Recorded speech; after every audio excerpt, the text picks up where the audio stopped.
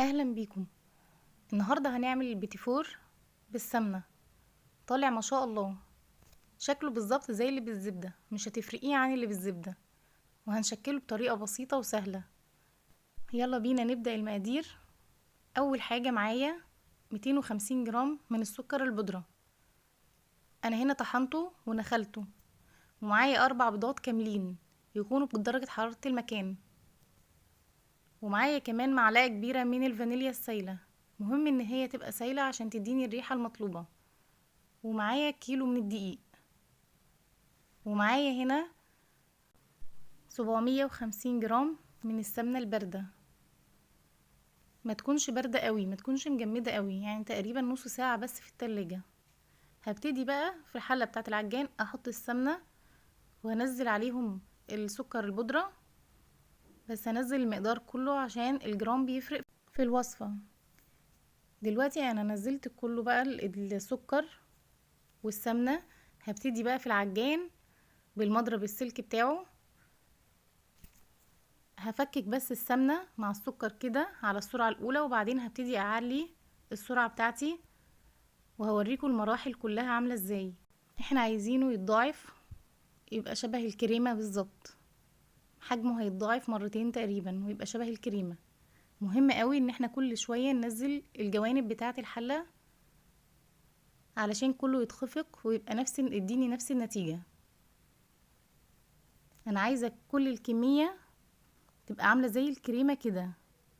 في الوقت ده هبتدي اجهز بقى البيض بتاعنا عشان انزله على السمنة والسكر.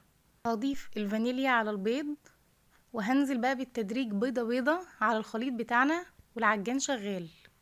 بس للأسف المقطع ده متصورش معايا، لكن احنا عارفين الخطوات. هننزل البيض واحدة واحدة كده على الخليط بتاع السمنة والسكر، وهنوقف على طول العجان بعدها بثواني. بيكون الشكل ده كده، شايفينه معايا عامل ازاي؟ انا عايزة اوصل لحد القوام ده وكده تمام. هستغنى بقى في الوقت ده عن العجان، وهبتدي اتعامل بالمعلقة، لاني انا هلم العجينة بس.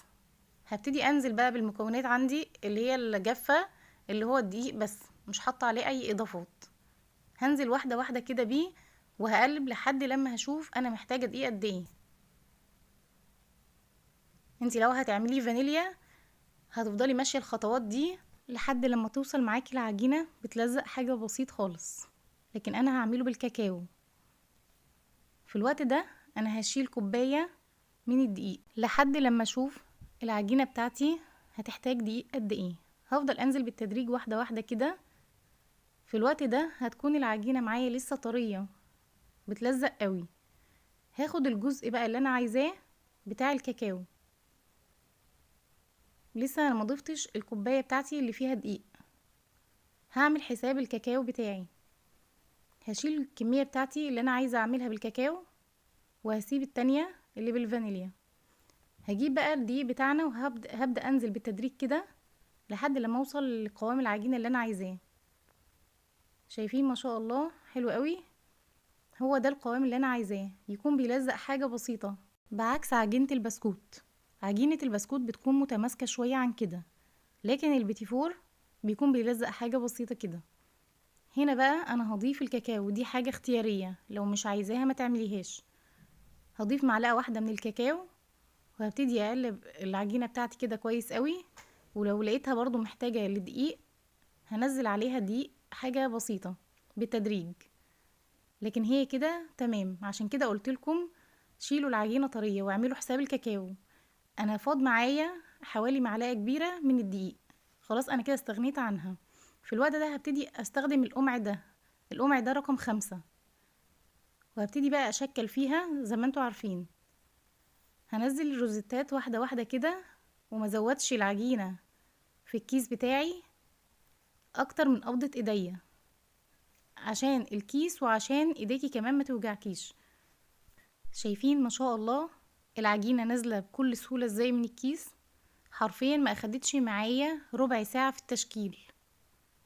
شايفين بسيطة جدا، موضوع بسيط قوي. ولو اول مرة بتجربيها صدقيني هتظبط معاكي، المقادير دي مظبوطة قوي. شايفين ما شاء الله نازلة بسيطة وسهلة ومش متعبة خالص، هتعملي الكمية كلها في وقت قليل. هكمل كل الصاجات بتاعتي بنفس الطريقة دي. نتكلم بقى شوية عن التسوية. انا في الوقت ده بكون مسخنة الفرن على درجة حرارة 200. ايوه 200، ما تستغربيش.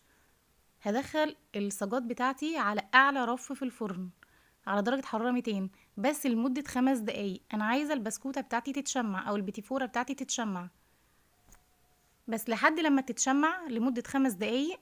في الوقت ده هبتدي اهدي النار على اهدى حاجة، هسيبه بقى ياخد سواه بالكامل من تحت. ما تقلقيش، هيطلع معانا ممتاز. شايفين ما شاء الله طالع معانا عامل ازاي؟ احلى بكتير من الجاهز. شايفين ما شاء الله؟ وكمان قوامه من جوه عامل ازاي؟ بيتفتفت حرفيا، دايب على الاخر، مفيش فيه غلطة.